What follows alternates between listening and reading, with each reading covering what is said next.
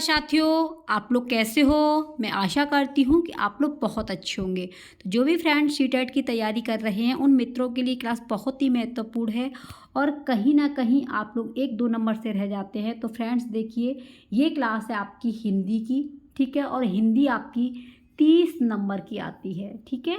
और 30 में से 30 नंबर आपको कैसे लाने हैं, तो ये आपको अपनी मेहनत पर भरोसा होगा तो आप लोग अच्छे प्रिपरेशन करके नंबर लेके आ सकते हैं। इससे पहले की क्लास करा दी है जिसमें आपको गद्यांश और पद्यांश कैसे हल करने हैं। जो गद्यांश और पद्यांश आपके 15 नंबर के आते हैं, तो 15 नंबर में से आप 15 कैसे लेके आएंगे, इससे पहले की जो क्लास है उसे आप लोग अवश्य देखना। और इसमें बात करेंगे कि आपके पेडागॉजी के जो प्रश्न हैं यानी कंटेंट के जो प्रश्न हैं वो किस तरीके के आते हैं। तो कुछ मित्र हमारे ऐसे हैं जो सोचते हैं कि हिंदी तो बहुत इजी है, आराम से नंबर ले आएंगे, लेकिन नहीं मित्रों, अब सीटेट के जो प्रश्न हैं वो काफ़ी लेंथी आ रहे हैं। चाहे हिंदी हो, चाहे ईवीएस हो, चाहे सीडीपी हो, तो आपको मेहनत तो करनी ही होगी। जैसा कि आपको पता है कि जो अभी आपकी परीक्षा हुई है उस परीक्षा में कितने अभ्यर्थी पास हुए हैं, ठीक है। फॉर्म लाखों अभ्यर्थियों ने भरा था, लेकिन जो परीक्षा सफल हुई है वो ज़्यादा अभ्यर्थियों की नहीं हुई है। कारण क्या है? क्योंकि फ्रेंड्स कहीं ना कहीं मेहनत में कमी रह जाती है।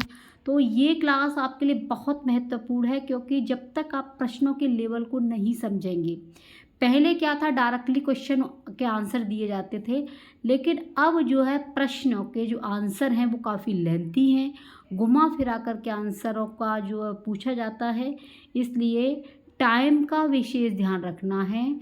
कुछ मित्र तो टाइम की वजह से ही सीटेट क्वालिफाई नहीं कर पाते हैं, क्योंकि प्रश्न काफ़ी लेंथी हैं। तो समझेंगे मित्रों, ये है आपके प्रश्न। निम्नलिखित प्रश्नों के उत्तर के लिए सही सबसे उपयुक्त विकल्प चुनिए। ये मैंने आपसे कमेंट में कल होमवर्क में दिया था, लेकिन मित्रों ने हमारे ने कोई भी इसका जवाब नहीं दिया, तो ये आपके कल के प्रश्न का जवाब है। और देखिए प्रश्न कितना लेंथी है।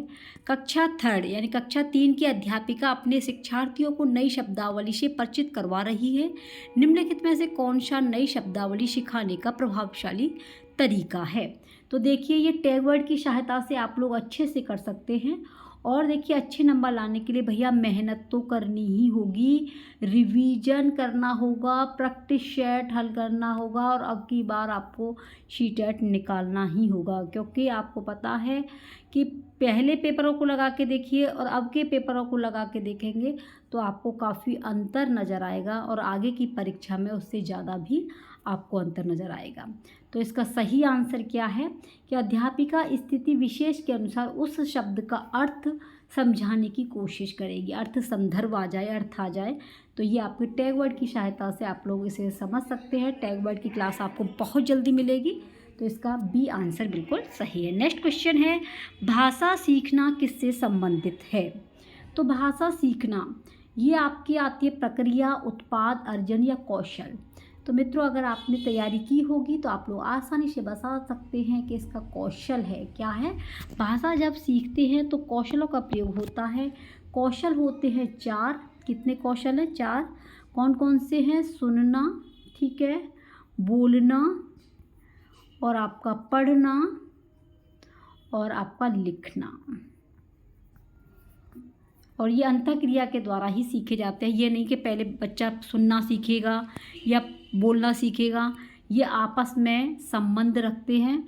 चाहे बच्चा पहले बोल भी सकता है, सीख भी सकता है, इसका कोई क्रमबद्ध नहीं है, ठीक है। तो कौशल कितने हैं? 4 हैं, सुनना, बोलना, पढ़ना, लिखना। तो इसका सही आंसर अगर सी लगाया है तो बिल्कुल सही है। नेक्स्ट क्वेश्चन है, उस युक्ति का चयन कीजिए जो नीचे दिए गए उदाहरण में मेल खाती है। मैं भाषा पर ध्यान केंद्रित रखती हूँ।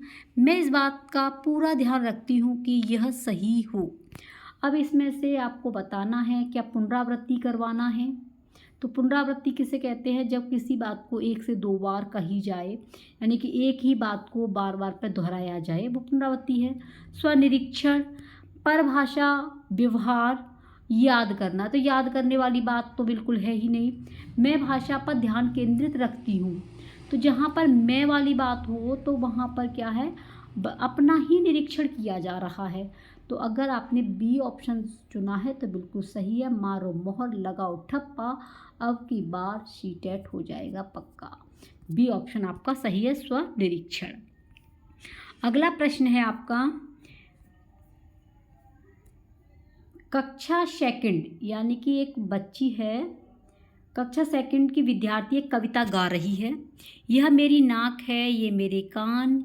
यह कविता गाते समय ये शरीर के जिस अंग का नाम लेते हैं उस अंग को स्पर्श भी करते हैं।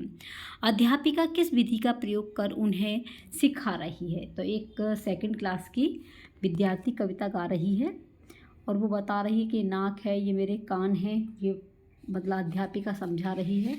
तो इसमें जो अध्यापिका है वो किस विधि का प्रयोग कर रही है ये आपको बताना है। तो कौन सी विधि का है? इसमें देखिए, संप्रेषणात्मक होता है, आपस में बातचीत करना, आदान प्रदान करना। विभिन्न दर्शन ग्राही हो ही नहीं सकता। श्रव्य, भाषिक का मतलब नहीं है, सुनने वाला। तो बचा कौन सा आपका? बी ऑप्शन, समग्र भौतिक प्रतिक्रिया। हाँ बिल्कुल सही है। देखो, नाक कान के बारे में बता रही हैं, पूरे अंग के बारे में बता रही हैं, तो समग्र भौतिक प्रतिक्रिया हो रही है। बी ऑप्शन सही है। अगला है, पठन के तरीकों का पाठन को क्या करना चाहिए, जो करना चाहिए से मिलान कीजिए। ये मिलान करना है। तो इस तरीके के देखिए क्वेश्चन आते हैं और इनमें काफ़ी कंफ्यूज हो जाते हैं, गलती भी हो जाती है। तो हिंदी को भी आप सरल मत समझना कि ये इजी है। तो इसका देखिए आंसर अगर आप लगाएंगे तो सबसे पहले आपको ये देखना होगा कि किससे क्या मिल रहा है। तो इसका ऑप्शन जो है, जैसे आप मिलाइए निष्कर्ष निकालना। तो निष्कर्ष किस में निकालेंगे? हम निष्कर्ष निकालेंगे इसके, पाठ्य सामग्री किस बारे में जानने के लिए शीर्षकों और चित्रों का प्रयोग करना चाहिए। तो यहाँ पर आपका निष्कर्ष निकलेगा। तो इसका मिलान करना है, तो मिलान करेंगे तो इसका डी ऑप्शन लगेगा। क्या आएगा? डी ऑप्शन लगेगा। ए का होगा वी और बी का होगा आई और सी का सेकंड। जब मिलाएंगे तो यही आंसर निकल के आएगा। क्योंकि पूरे पे नहीं आ पा रहा है इसलिए दिक्कत हो रही है। यहाँ देखिए ऐसे मिला देती हूँ इसे, ठीक है। यानी कि इसमें पूछ रहा है अनुमान। तो अनुमान का क्या होगा? अनुमान का हम लगा देंगे वी। पाठ्य सामग्री किस बारे में जानने के लिए शीर्षकों और चित्रों का प्रयोग करना चाहिए, ये अनुमान हो गया। नेक्स्ट है निष्कर्ष निकालना। तो निष्कर्ष जब निकालेंगे तो लेखक कैसे लिखते हैं इसके आधार पर यह सुनिश्चित करना चाहिए कि लेखक क्या महसूस करते हैं। नेक्स्ट है सी का है सेकंड, संदर्भ से जोड़कर अर्थ निकालना। अपरिचित शब्दों को समझने के लिए पाठ्य सामग्री के कुछ हिस्सों में मदद लेनी चाहिए। और डी है आपका गहन पठन। तो यही बचा आपका गहन पठन के लिए आपका पाठ्य पुस्तक में भाषा का किस तरह से प्रयोग किया जाना चाहिए। तो इस तरीके से आप लोग इसे मिला सकते हैं। पाठ्य वस्तु के संयोग का ये आपका ये हो गया। तो इस तरीके से इसका डी ऑप्शन सही है, ठीक है। तो ऐसे प्रश्न भी काफ़ी टाइम खींचते हैं और कंफ्यूज कर देते हैं और प्रश्न भी गलत हो जाता है। नेक्स्ट क्वेश्चन है, नई भाषा सीखते समय बहुत से विद्यार्थी भाषा के अद्वितीय उच्चारण संबंधी नियमों के कारण भाषा बोलते समय प्राय आत्मविश्वास की कमी का सामना करते हैं। इस समस्या को दूर करने का तरीका क्या है? कक्षा में वह ऐसे खेलों जैसी गतिविधियों का प्रयोग किया जाए जिसमें मौखिक अंतः क्रिया अधिक हो। कक्षा में ऐसे खेलों जैसी गतिविधियों का प्रयोग हो। काउंसलर के साथ विशेष वाक थेरेपी सत्र आयोजित किए जा रहे हों। और नेक्स्ट है, जब उन्हें समस्या आए उनकी गलती में सुधार किया जाए। बच्चे कक्षा में सस्वर वाचन करें। तो इसका सही आंसर है कक्षा में ऐसे खेलों जैसे गतिविधियाँ आ गई, अंतःक्रिया आ गई, ठीक है। तो बच्चे की नई चीज़ों के बारे में बताया गया है। तो इसका आंसर जो है ए सही है। टैग वर्ड की सहायता से और आप प्रैक्टिस सेट हल करेंगे, PYQ जैसे ही लगाएंगे आपकी समझ में आ जाएगा। समझना है क्योंकि प्रश्न काफ़ी लेंथी हैं। तो इसका सही आंसर ए है। नेक्स्ट क्वेश्चन है, निम्नलिखित कथनों को पढ़िए तथा सही विकल्प का चयन कीजिए। इसमें अभिकथन दिया गया है, तर्क दिया है। ध्वन्यात्मक वर्तनी के प्रयोग से सही वर्तनी लिखने से सीखने की योग्यता मंद पड़ जाती है।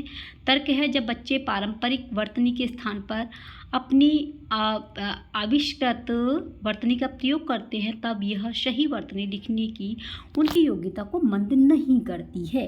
तो इसका आपको आंसर बताना है। तो इसका देखिए सी सही है, ए भी गलत है परंतु आर सही है। क्योंकि देखिए ध्वन्यात्मक वर्तनी के प्रयोग से सही वर्तनी लिखने सीखने की योग्यता मंद कैसे पड़ेगी। आर है, जब बच्चे पारंपरिक वर्तनी के स्थान पर अपनी आविष्कृत वर्तनी का प्रयोग करते हैं तब यह सही वर्तनी लिखने की उनकी योग्यता को मंद नहीं करती है। तो ए तो गलत है, आर सही है, इसलिए इसका सी ऑप्शन सही है। नेक्स्ट क्वेश्चन है आपका, पठन सिखाने का यह उपागम जिसमें मूल तत्वों जैसे वर्णों और स्वनिम से शुरू किया जाता है और जिसमें बच्चों को यह सिखाया जाता है कि समग्र रूप से पठन सीखने से पहले स्वनिम को शब्दों से मिलाया जाता है, इस उपागम को क्या कहेंगे। तो इस उपागम को क्या कहेंगे, इसको कहा जाएगा अधोमुखी बॉटम अप उपागम, अधोमुखी। ठीक है, ये ऑप्शन। अगला है, एक दादी नानी अपने घर में छोटे बच्चों को पुस्तकों से कहानियाँ पढ़कर सुनाना पसंद करती है। इस तरह से वह उन्हें पुस्तकों एवं नए विचारों से परिचित करवाती है और बच्चे भी इस प्रक्रिया में सक्रिय रूप से संलग्न रहते हैं। इस तकनीक को किस रूप में जाना जाता है। तो क्या है, साझा पठन, संभाषित पठन, सस्वर पठन या मॉडल पठन। तो इसका सही आंसर क्या है, अगर आपने संभाषित पठन लगाया है तो बिल्कुल सही है, संभाषित पठन, बी ऑप्शन। अगला है, कौशलों के उस समूह को क्या कहेंगे जो बच्चे औपचारिक पठन निर्देश शुरू करने से पहले विकसित कर लेते हैं और जो बाद के अकादमिक कौशलों के लिए बुनियाद प्रदान करता है। उद्गामी पाठ्यचर्या, उद्गामी गुणधर्म, उद्गामी साक्षरता, उद्गामी इमरजेंट समाधान। तो इसका सही ऑप्शन क्या है, उद्गामी साक्षरता, सी ऑप्शन राइट है। अगला है, एक माँ ने इस बात की ओर ध्यान दिया कि उसकी बच्ची कभी कभी ऐसे शब्द बोल जाती है जो न तो उसने कभी किसी वयस्क से सुने हैं और न ही अपने भाई बहनों से सुने हैं। इस बात को लेकर वह भ्रमित है क्योंकि उसका मानना है कि बच्चे अपने परिवार और आसपास के परिवेश के लोगों का अनुकरण करके सीखते हैं। बिल्कुल बात सही है।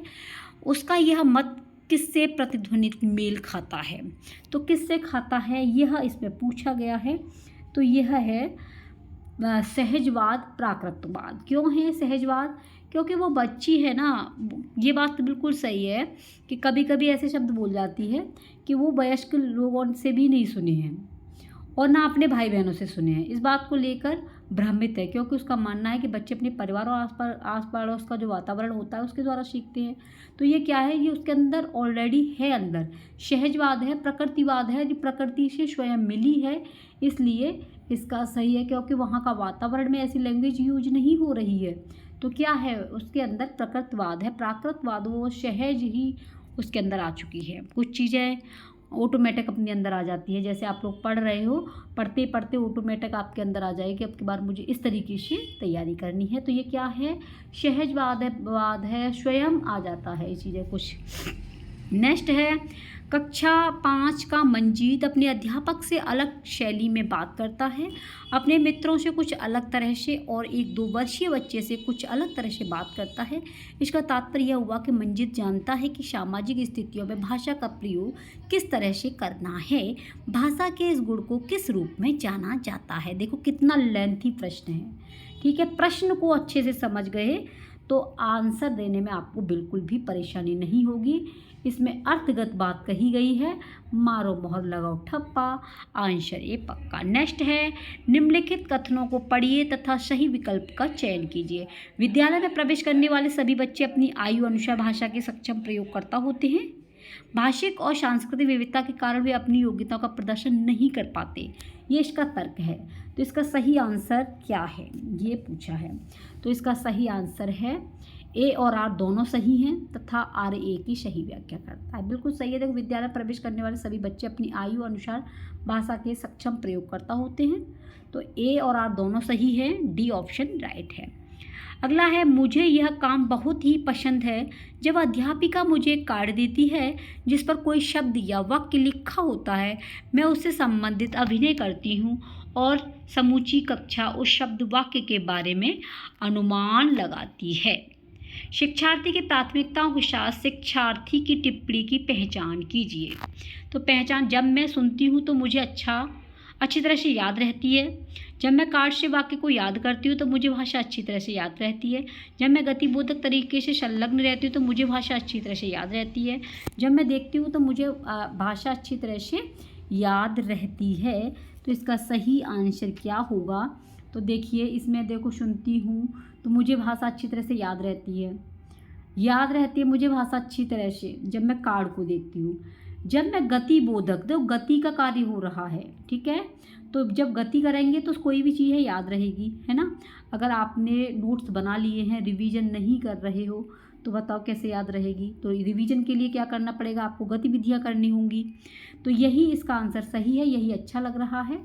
और आप लोग टैग वर्ड देखेंगे तो आराम से ऐसे प्रश्नों को करने में आपको आसानी रहेगी। तो ये सी ऑप्शन बिल्कुल सही है।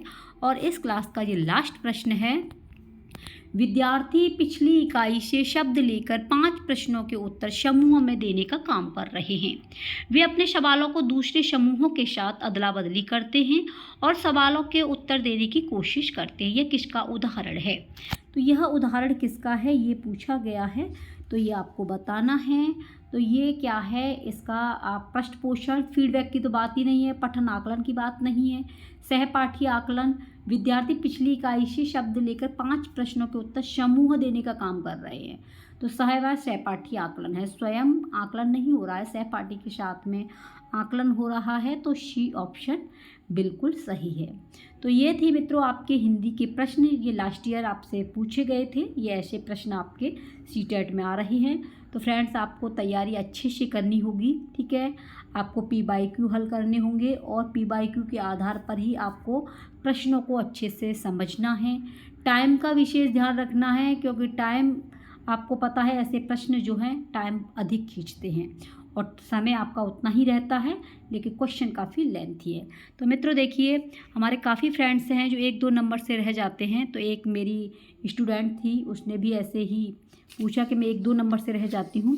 तो मैंने देखा प्रश्नों को, ठीक है, उसने अच्छे से प्रिपरेशन की थी और परीक्षा में प्रश्न भी उसी तरीके से आए थे, लेकिन क्वेश्चन गलत जा रहे थे। रीज़न क्या था? कि उन्होंने P/Q भी लगाया था, नोट्स भी बनाए थे, लेकिन रिवीजन नहीं किया था, ठीक है।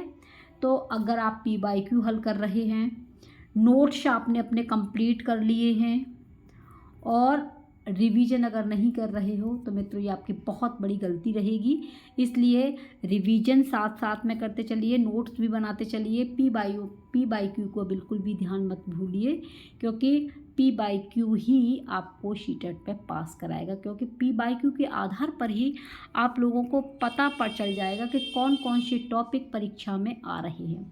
अगर आप हिंदी का सिलेबस उठा के देखेंगे तो सिलेबस में ये सब कुछ इस तरीके का नहीं है, क्योंकि ये सब कुछ आपको P/Q में ही मिलेगा, ठीक है। तो ये क्लास आपको कैसी लगी, प्लीज़ आप लोग कमेंट में अवश्य बताना। किस जिले से वीडियो को वॉच कर रहे हैं, अपना प्यार कमेंट में लिखना। तो फ्रेंड्स, आप लोग एक क्वेश्चन है होमवर्क, जो आपको कमेंट में लिखना है कि कौशल कितने होते हैं, ठीक है। कौशल कितने होते हैं ये आपको बताने हैं, कौशल कितने होते हैं। अगर मित्रों आप लोग इस क्लास को सपोर्ट करते हैं, प्यार देते हैं, तो आगे भी आपको संपूर्ण हिंदी का जो कोर्स है, आपका सीटेट का जितना भी कोर्स है, वो आपको आदर्श कैरियर क्लासेज पर बिल्कुल निःशुल्क मिलेगा। बस आपसे एक छोटी सी रिक्वेस्ट होएगी कि आप लोग जितना हो शेयर करना, और चैनल सब्सक्राइब नहीं किया है तो चैनल को सब्सक्राइब कर लेना। आप अपना ख्याल रखना। Take care, bye bye.